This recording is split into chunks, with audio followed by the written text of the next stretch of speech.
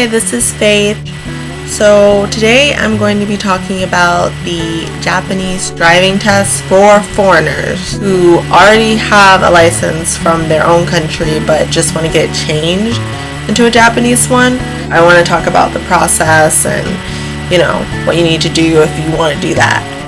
If you come to Japan, teaching English or whatever job you're doing, if you want to drive in Japan, you can do it, your own license from your country, as long as you get an international license before you come here. So you can go somewhere like AAA and you can get an international license made for you, and it lasts for about a year. And so you can drive in Japan for one whole year from the time you enter Japan.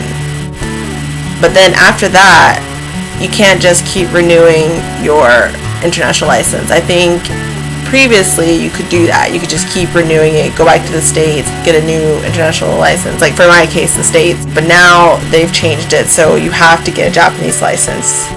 Okay, I'm going to tell you a little bit about my background in, driving and license in general. So I came to Japan last year with an American driver's license. In my state, you can get a driver's license at the age of 16, but I didn't get my license until I was 20. So I tried for it when I was 16, but I failed. I hadn't really done that much driving at all, and I would go a whole year without driving and then drive again just to take the test. And so eventually I passed it, but it took some time. So I got it when I was about 20.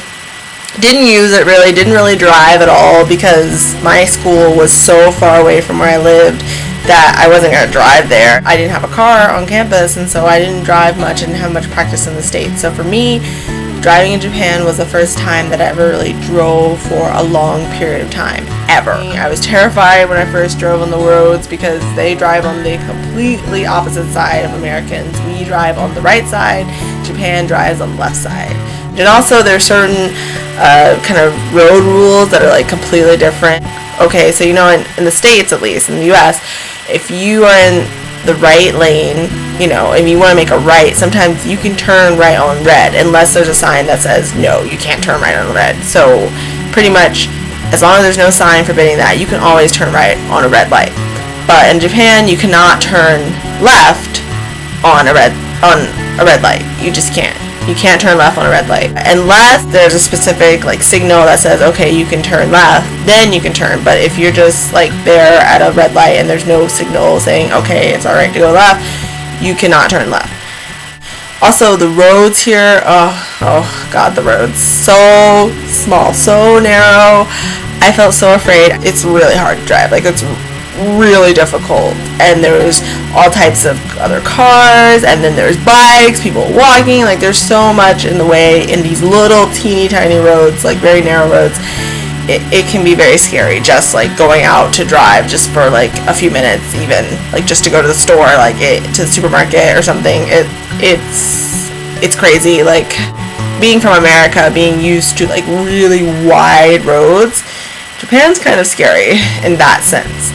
But, for the most part, though, my driving experience has been fine. Of course, I've made mistakes, and I've had times that I've scared myself and other people in the car with me. But, as I said before, I was not a very experienced driver before coming here. Really, Japan is the most I've ever driven. Here, I've driven, almost an entire year straight, consistently, which I had never done in the States, ever. No more than 2 months consistently had I ever driven in the States. And so to come here and drive for a whole year straight, that was a really big deal for me. So now that you know my background, I want to actually talk about the test. So as I said before, you can use the international license for up to a year, but after a year, you have to get rid of it. You have to get a Japanese license, and they call this a kirikae. That means to change. You change your license. You have to get your license translated, you have to get it changed into Japanese. And so to do that, you have to send it to JAF, which I think is the Auto Federation. You can either send it by mail or you can go there yourself. But I sent it by mail because the one nearest to me is it's a little far. It's not that far, but it's farther than I wanted to really be going. And so I just sent it by mail. After you get your license translated, you have to go to their equivalent of a DMV, Unten Menkyo Center, so pretty much driving center. But before you go there, you need to make sure you have a few things, okay? So first, you're going to need your passport. Also, you need your visa, like for example, if you have a work visa, student visa, residency card, whatever you have that is allowing you to stay here legally for, more than 90 days, you need that. Then you also need your actual driver's license, like your American or British or wherever country you're from license. You need that license. And let's see, what else do you need? Oh, also the translation. Bring the translation with you. And you can bring your international license, but you don't have to, only if you drove there. If you drove to the license place, then yeah, you should bring it. But if you didn't drive, you don't need it. When you first come there, they're going to give you this little form to fill out. You fill it out, you write in your information, like where you live, your address, and all that stuff. Make sure you haven't been convicted of any crimes or gotten into any traffic violations. You have to take a written test. Everyone has to take a written test, but it's like really easy. It's like 10 questions. You fill it out, like it's pretty much all common sense. Like it's in Japanese, but they also have an English version. But the English version is a little strange, like some of the wordings or the questions are a little weird. So I kind of looked at some of the Japanese just to make sure I understood what it was, because like some of the English questioning, I wish I could have taken a picture of it, but like it was just kind of strange. For the most part, you'll understand it, but there are a few like, kind of like just unnatural sentences that, you read it, you're like, wait, what are you saying? I don't know. But for the most part, it was fine. It was easy. I passed it first time. Wasn't a big deal. I think most people pass it the first time. And so after the written test, you have to take a eye exam, make sure you're not blind. Well, after you pass that, you have to pay some money to take the test. I believe I paid about $22.50, so it was like 2,250 yen. So after you pay the money, you're going to make an appointment for another test. What is on the actual test? Okay, so the thing is, if you are from UK, Australia, New Zealand, Korea, I believe also, and some other countries, I can't remember them all, but if you're from any of those countries, you do not have to take the practical test. You do not have to get in a car and drive. So if you're from those countries, all you have to do is come back again, bring a picture of yourself, pay some money, and you'll get a license. You'll have a Japanese license. Really easy. But if you're from America, like me, you have to take the practical test and you have to drive.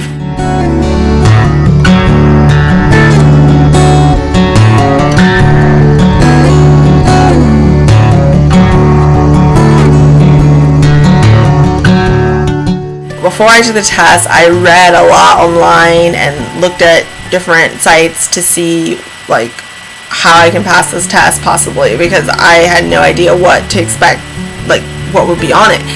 And so from all the sites and things, and also from my own personal experience of going to the driver's test, I can tell you, at least the place I went to, and I'm pretty sure most driving places are like this, you have to be very cautious, like overly paranoid about everything, like looking everywhere, like am I turning? I gotta look everywhere. Be so paranoid about that, and do everything really obviously, like everything. Like I'm getting in the car, I'm checking the mirror, I'm turning on a signal, I'm putting my seatbelt on. Like it just has to be very, very exaggerated. And also, you have to do these special two things that I had never heard about in my life until I came here, until I was preparing to take this test. I had never heard of them before. You have to know how to do the crank and the S-curve. What is a crank, you ask? Glad you asked. It's a very good question, because if you live in America, you probably don't know what it is. So, okay, pretty much a crank is like this kind of like road that's really, really narrow. And it's kind of like a Z, maybe not quite a Z, but like close to that. And you enter it, and it's really, really narrow, and the curve is really close to your car on both sides. So you have to get through that like Z-ish shape, like this crank, without hitting the curb. Like you cannot hit the curb at all. If you hit the curb at all, you will fail instantly.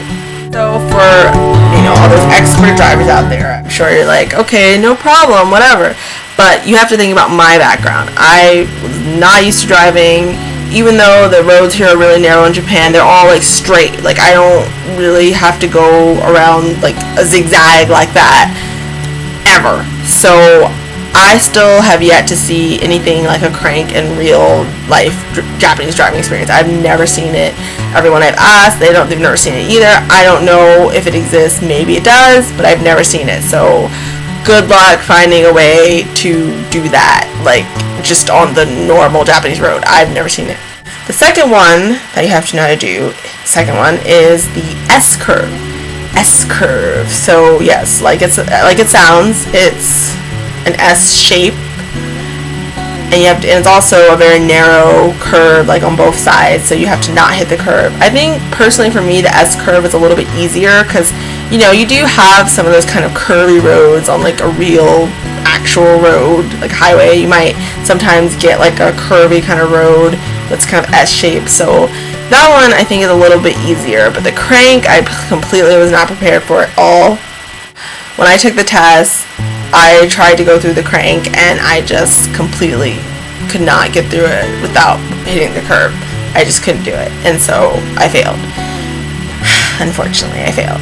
You know, I took the test again, you know, but I still failed. I'm gonna take the test one more time actually, but I really don't know if I'll be able to pass because there's no way for me to, for free, there's no way really for me to practice the crank that I know of. I mean, if you guys have any suggestions of how I can practice this like zigzag Z-ish shape thing, you know, for free, like, let me know.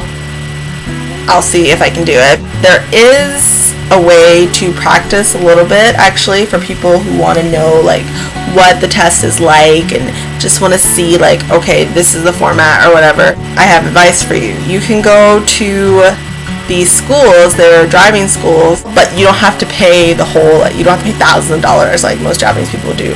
You can just pay about maybe around $60 US, a little bit more, like 6,000 yen, so it's like 6,000 yen. Yeah, so 6,000 yen for 1 hour. 1 hour of driving, which, you know, in America that's so expensive, but you know, here it's really cheap. So if you want a cheaper alternative to like the whole full driving school, then go find a normal driving school that will allow you to take for just 2 hours. But make sure you ask them if they'll let you take, you know, for just 1 or 2 hours, like some driving practice, because some places won't let you. I called some places and they were like, no, we don't offer that. You have to go to the school or else you can't do it. And so make sure you can go to a place that actually allows you to take it for just, you know, a couple of hours, and you just pay for that. Especially if the driving center you go to has a school like in it or near it, that's even better, because then you could take the class, then take the test like the same day or like the next day, and then you're like almost guaranteed to pass, I'm sure, or like at least it'll be a lot easier for you, so you won't forget what happened or what you learned. You won't forget anything, and you'll be able to go straight to the test. You'll already be in that mode. So that's what I recommend for you guys trying to take the Japanese driver's license tests. For people taking it, you know, when they already have a license from their own country, but they just want to change into a Japanese one and not go to the expensive Japanese school. That's all I want to say about that. So you guys, let me know what you thought of this video down in the comments. So thank you guys for watching. Goodbye! Say hi. こんにちは。